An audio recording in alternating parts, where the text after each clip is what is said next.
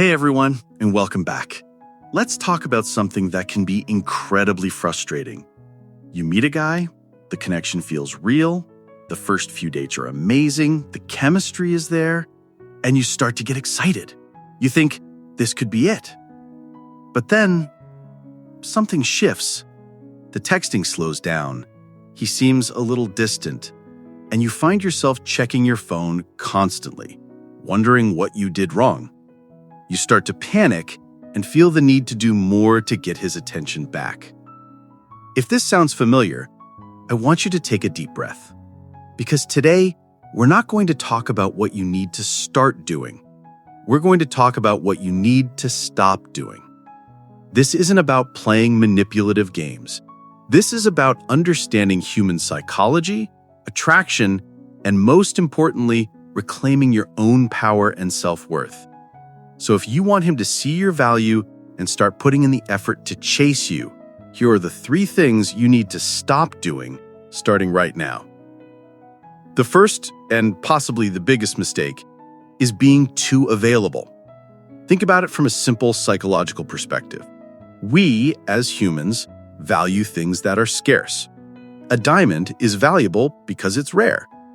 If diamonds were as common as rocks on the street, nobody would care about them. The same principle, in a way, applies to your time and energy. When you are constantly available for him, you subconsciously send a message that your time isn't that valuable, and that your life revolves around waiting for him. What does being too available look like in practice? It looks like immediately saying yes every single time he asks you out, even if it's last minute. He texts you at 8 p.m. on a Friday saying, "Hey, you up to anything?" And you immediately drop all your plans, or your plan to relax on the couch, to go see him. It looks like replying to his texts within seconds, every single time, no matter what you're doing. It looks like clearing your entire weekend schedule just in case he asks you to hang out. Doing this doesn't make you seem easygoing. It makes you seem like you have nothing else going on in your life. And a man is attracted to a woman who has a full, vibrant life of her own. He wants to be a part of that life, not the center of it from day one. So, what should you do instead? It's simple. Have a life. Genuinely. Make plans with your friends. Go to the gym. Work on your hobbies. Focus on your career. When your life is full, you won't have to pretend to be busy. You actually will be busy. And when he texts you for a last-minute plan, you can honestly say, I'd love to, but I already have plans tonight. How about another time? This shows him that your time is valuable and that he needs to plan in advance to secure a spot in your schedule. It creates a sense of challenge and makes him respect your time more. The second thing you need to stop doing is initiating all the contact and planning. Take a moment and look at your text thread with him. Who sends the first good morning text? Who asks, how was your day? Who suggests all the date ideas and makes the reservations? If the answer is almost always you, then you've created an imbalance. You've taken on the masculine role of the pursuer.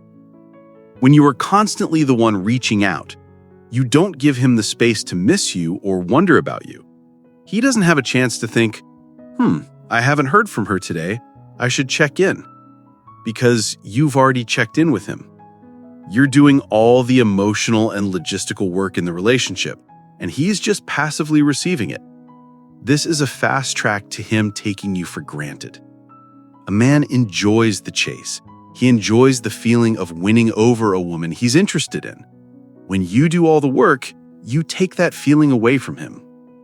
So, the solution here is to pull back and create space. This can feel scary, I know. You might think, if I stop texting him, we'll never talk again.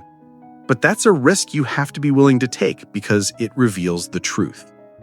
If you stop initiating and he disappears, then he was never truly interested in the first place, and you've just saved yourself a lot of future heartache. Try the principle of mirroring. Match his energy. If he texts you, text him back. If he takes a few hours to reply, You don't have to reply in a few seconds. If he plans a date, you can plan the next one.